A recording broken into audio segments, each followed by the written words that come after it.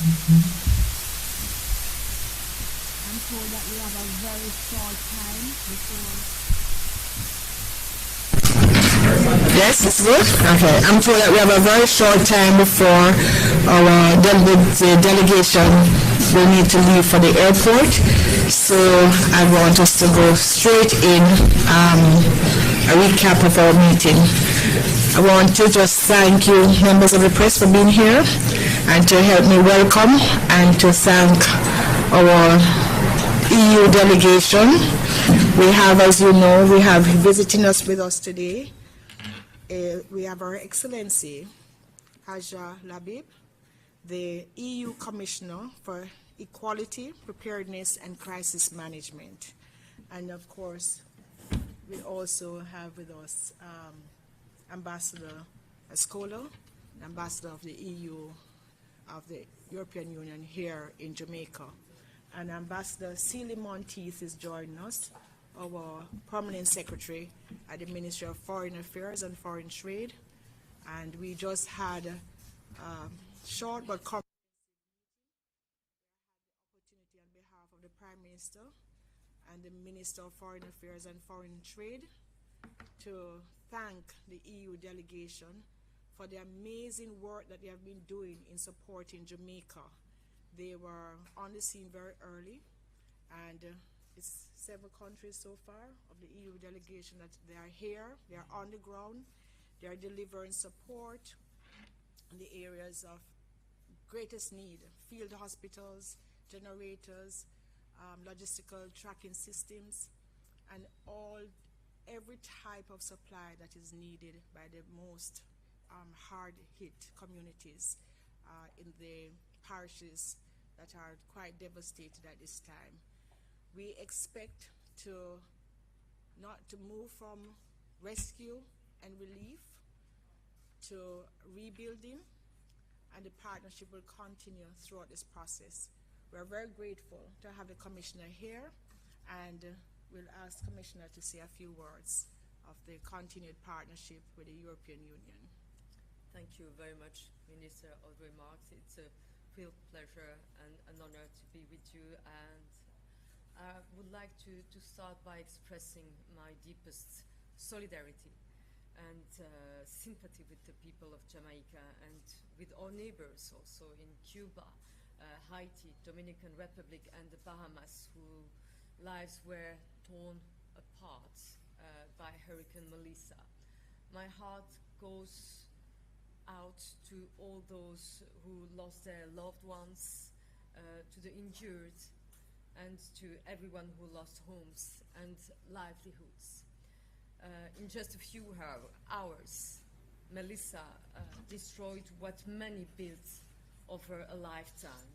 And I'm thankful that I was given an opportunity to witness the destruction caused by the worst hurricane in history.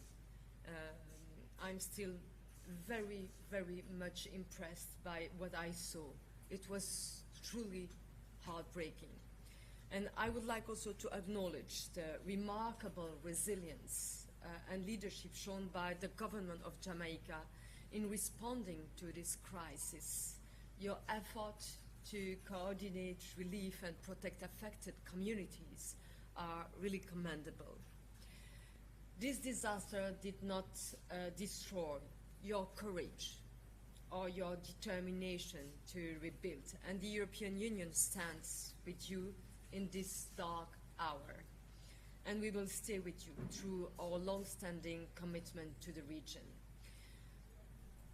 From the very, very start, the European Union has closely monitored Hurricane Melissa, and we continue to mobilize support using all our response tools, from our Union Civil Protection Mechanism and Relief EU, our humanitarian emergency funding and capacities, to ongoing projects through our humanitarian partners.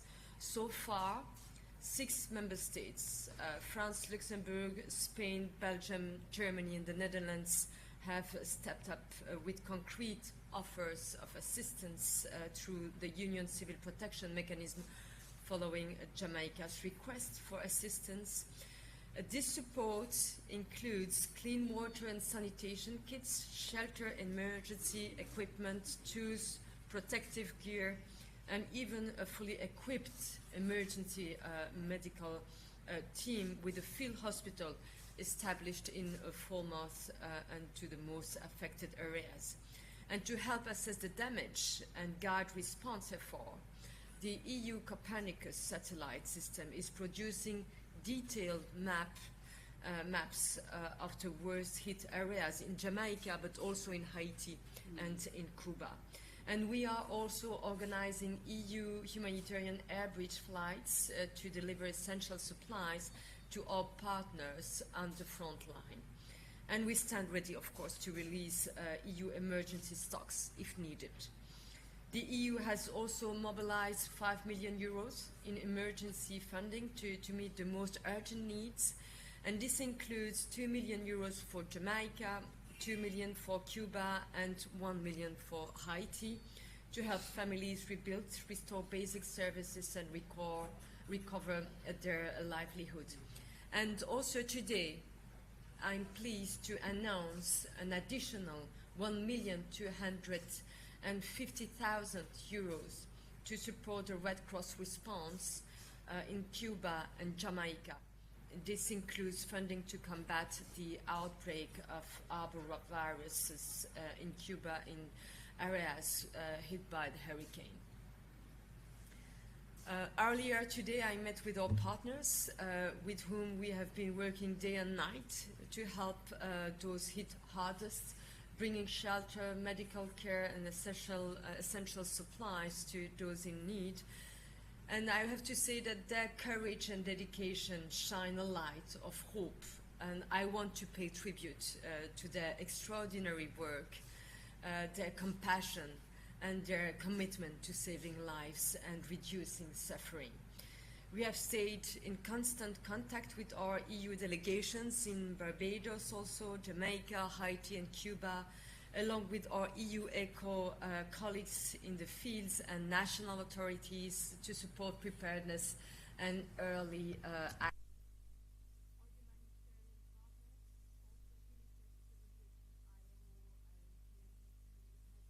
Mobilized from the first hours thanks to pre-positioned stocks and flexible EU funding.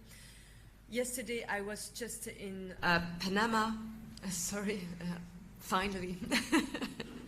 Yesterday I was, in Panama visiting our logistics hub from which we dispatched blankets, kitchen sets, but also shelter materials and emergency toolkits.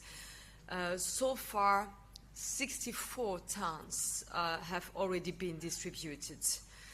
Of course, the situation is very complex. Many areas are still hard to reach, but our partners are doing their best to deliver aid fast, like water, food, shelter, and basic services for those who lost everything.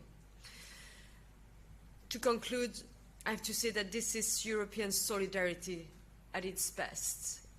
Friends standing together when it matters most. We will keep working side by side with authorities, with you, dear ministers, with EU member states and our humanitarian partners on the ground to make sure every family gets the help they need and no one is left behind. No storm, no hurricane, no disaster can rip apart the solidarity between the European Union and the Caribbean. Thank you. Thank you. Thank you. Thank you, Commissioner Lahib. I want to also say that because of the time constraints, we only will have time for two questions.